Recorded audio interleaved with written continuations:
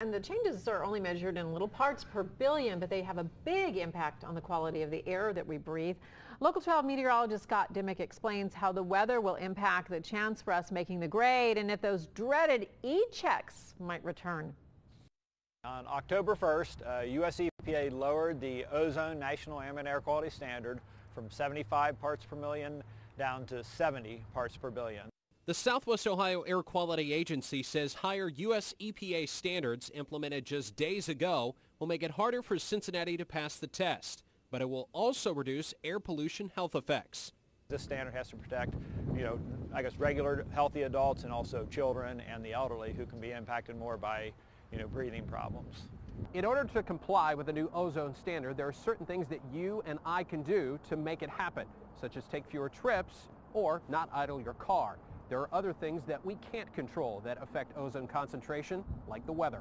When you get that stagnant air, that ozone can continue to build, where if we get fronts come through or we get some northerly winds to kind of clear things out, that really, helps us out from that standpoint.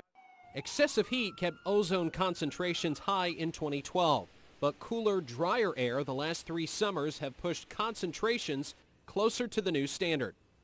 Through August 31st now, looking at our 2013, 14, and 15 data, it's a 3-year standard. You look at 3 years worth of data, we're actually dropped down to 71 parts per billion. So we're going to be fairly close to that new standard of 70. With weather considered, utility and vehicle emissions dropping, and historical trends analyzed, is the E-check program likely to return? Based on our levels where we're at right now, if everything was like it was today, we would be in that marginal class. We'd be marginal non-attainment, and in marginal non-attainment, U.S. EPA does not require an E-check program at that time. Even if E-check stays away, a new standard means we will all have to do our share for cleaner air. I believe we'll eventually meet the standard.